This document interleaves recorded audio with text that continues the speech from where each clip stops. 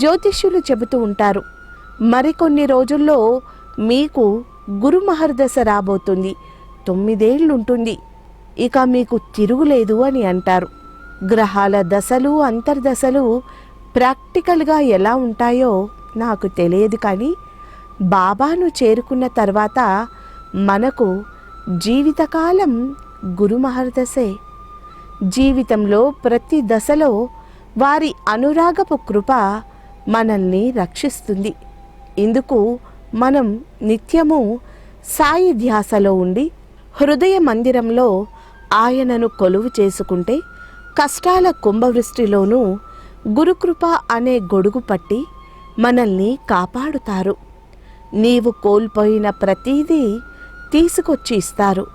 పసి వయసులో ఉన్న స్వచ్ఛమైన నిష్కపటమైన మనస్సు వయసు పెరిగే కొద్దీ అది పూర్తిగా మాయమవుతుంది. మాయ ప్రభావం చేత మనస్సు స్వార్థపూరితంగా మారిపోతుంది. బాబా వద్దకు చేరిన తర్వాత మునుపటి స్వచ్ఛమైన కపటం లేని మనస్సు తిరిగి పొందగలుగుతాము. ఇది మనలో ఉన్న భక్తి విశ్వాసాలు, బాబా పట్ల ఉన్న అవగాహనను అనుసరించి మాత్రమే ప్రాప్తిస్తుంది. బాబా వద్దకు అనేక మంది భక్తులు లౌకికపరమైన వాంఛల కోసం వస్తే, కాకాసాహెబ్ లాంటి వారు మాత్రం మనసు వైకల్యాన్ని పోగొట్టుకోవడానికి బాబాను ఆశ్రయించారు. ఇటువంటి వారు అరుదు. కాలి అవిటితనం పోగొట్టుకోవడానికి కాదు, నా మనస్సు అవిటితనం పోగొట్టుకోవడానికి బాబా సహచర్యం కావాలని నిర్ణయించుకొని గురుభక్తికి ప్రతీకగా నిలిచారు కాకాసాహెబ్ దీక్షిత్. సద్గురువు భక్తిలో 2 మార్గాలు ఉంటాయి. ఒకటి భక్తి మార్గం, రెండవది జ్ఞాన మార్గం. ఇందులో భక్తి మార్గమే శ్రేయస్కరమని సచ్చరిత బోధిస్తుంది. జ్ఞాన మార్గంలో ప్రయాణించాలంటే అచంచలమైన సబూరి విశ్వాసము ఉండాలి. భక్తి మార్గంలో ప్రేమ ఉంటే సరిపోతుంది. కోటి జన్మల పుణ్యఫలంగా లభించిన సాయి సహచర్యం ఏర్పడగానే మన ప్రమేయం లేకుండానే భక్తి జనిస్తుంది. బాబా చరణాలపైన పెరిగే మన భక్తికి అనుగుణంగా వారి మార్గంలో మనం పొందే విషయాలకు కావలసిన అర్హత లభిస్తుంది. బాబా వద్దకు వచ్చి బాపు సాహెబ్ జోగ్ గొప్ప అర్హతను సాధించారు.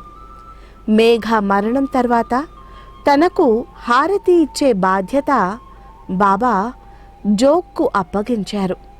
బాబా చావడిలో నిద్రించే రోజు అక్కడ కాకడ హారతి చేసేవారు. మధ్యాహ్న హారతికి నివేదించే ప్రసాదాన్ని తాయిబాయి సిద్ధం చేసేవారు. ప్రతిరోజు నియమంగా బాబాకు వేద మంత్రాలతో పాద పూజ చేసి వారి చరణ తీర్థాన్ని స్వీకరించి భక్తులకు పంచేవారు.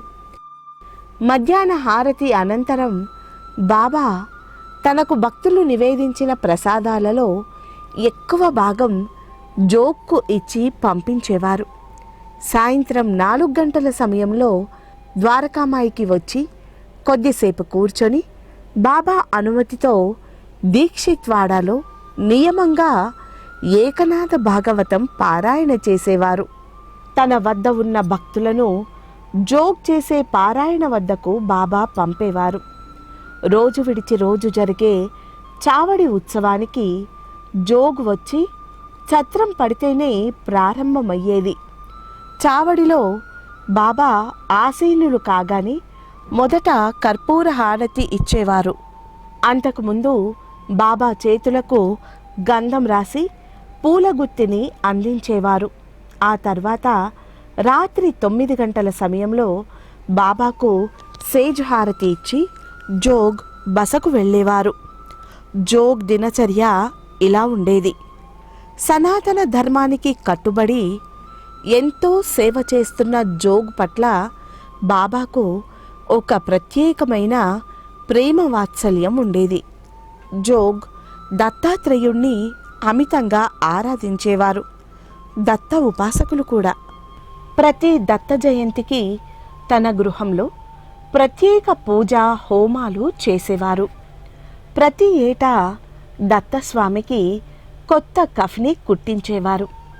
బాబా జోగ్కు అనేక అనుభవాలు కూడా ఇచ్చారు. అందున బాబాను జోగ్ దత్త పరంపరగా ఆరాధించేవారు. దత్తునికి తనకు భేదం లేదని బాబా అనేక నిదర్శనాలు జోగ్కు ఇచ్చి ఉన్నారు.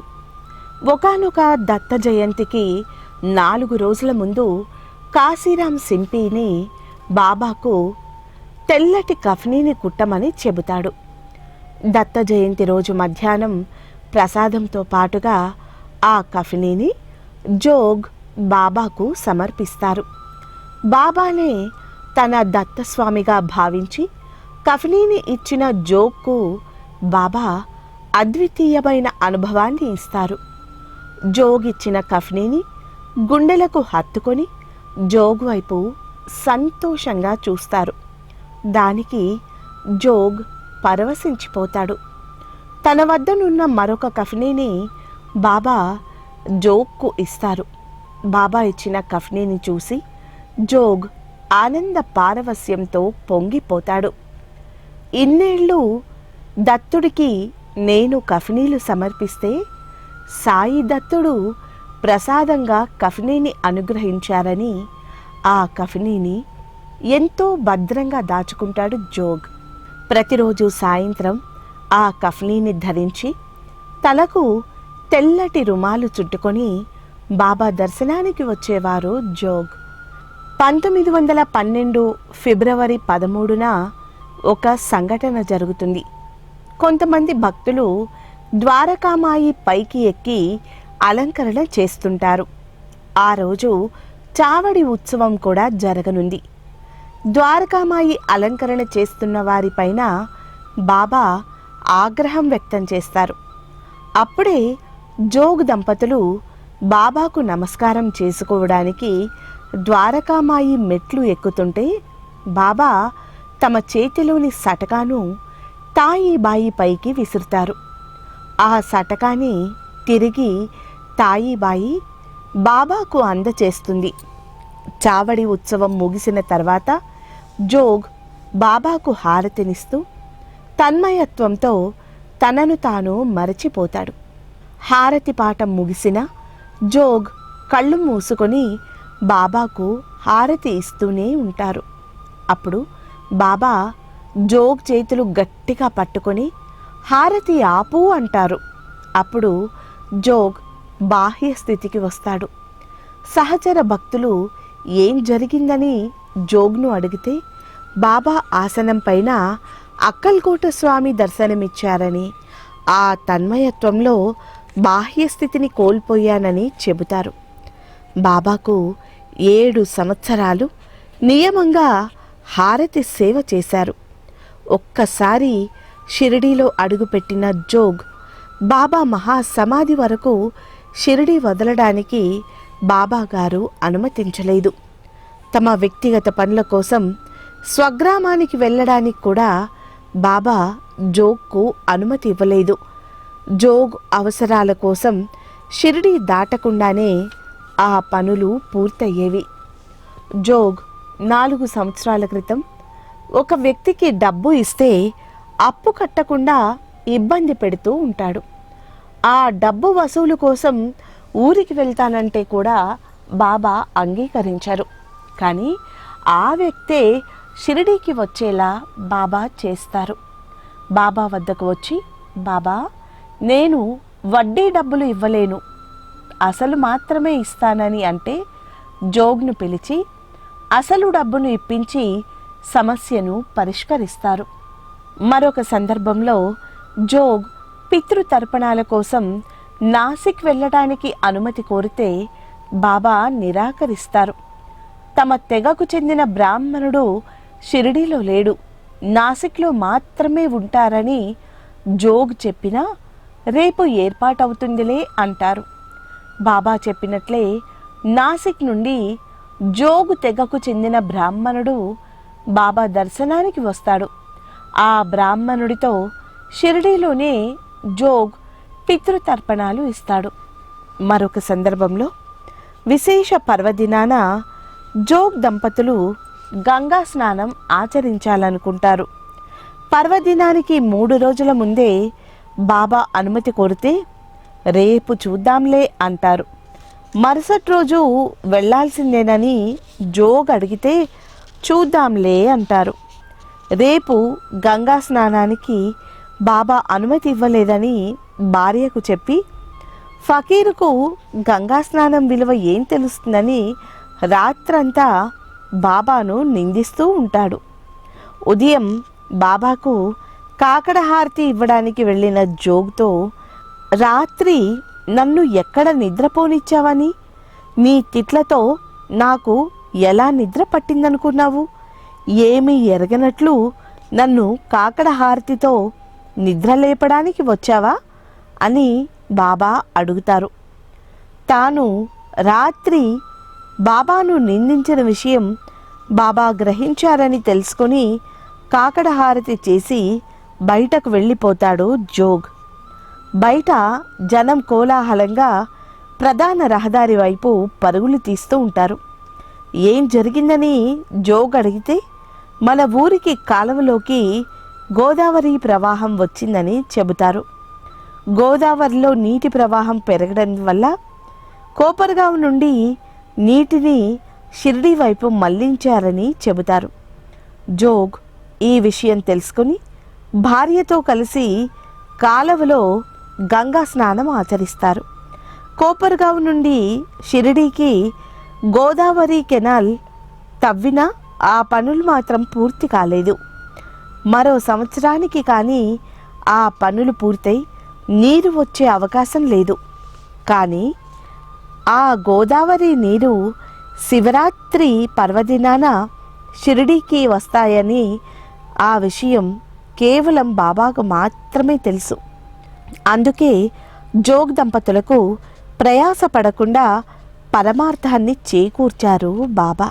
శ్రీ సాయిబాబా ప్రతి ఒక్కరి సాంప్రదాయాలను, అభీష్టాలను గుర్తిస్తారు, గౌరవిస్తారు అనడానికి జోగ్ సంఘటనలే నిదర్శనం. జోగ్ అనేక సందర్భాలలో సన్యాస దీక్ష స్వీకరిస్తానని బాబాను అడిగితే అనుమతి ఇవ్వరు. భార్య జీవించి ఉండగా సన్యాస దీక్ష సరైంది కాదన్నది వారి నిర్ణయం. బాబాతో 8 ఏళ్ల సుదీర్ఘ అత్యంత సన్నిహిత సహచర్యం, 7 ఏళ్ల హారతి సేవ చేసిన బాపు సాహెబ్ జోగ్ బాబా శరీర వియోగాన్ని తట్టుకోలేక షిరిడీ నుంచి నిష్క్రమించి సకోరిలో ఉపాసనీ ఆశ్రమానికి చేరారు. అక్కడ కూడా ఉపాసనీకి విశేష సేవను చేస్తారు. బాపు సాహెబ్ జోగ్ మరణాన్ని ఒక భక్తుడికి బాబా స్వప్న దర్శనం ద్వారా తెలియచేస్తారు. కాకాసాహెబ్ దీక్షిత్ 1926 జూలై 5 జ్యేష్ఠమాస ఏకాదశి రోజు సాయిలో ఐక్యమవుతారు. ఆ మరుసటి రోజు సకోరిలో ఉన్న ఒక భక్తుడికి ఒక స్వప్నం వస్తుంది. అందులో బాబాతో పాటు గతించిన కొంతమంది భక్తులు కూర్చొని భోజనం చేస్తున్నారు. కొత్తగా వచ్చిన కాకా పక్కన స్థానం ఎందుకు ఖాళీగా ఉందని అడుగుతాడు ఆ భక్తుడు. దీక్షిత్ నిన్ననే కొత్తగా ఇక్కడికి వచ్చాడు, మరో 6 నెలల్లో నా ప్రియభక్తుడు ఒకడు రానున్నాడు అని బాబా చెబుతారు. సరిగ్గా 6 నెలలకు జోగ్ మరణిస్తారు. జోగ్ సమాధి సకోరిలోని ఉపాసనీ ఆశ్రమం బయట ఉంటుంది.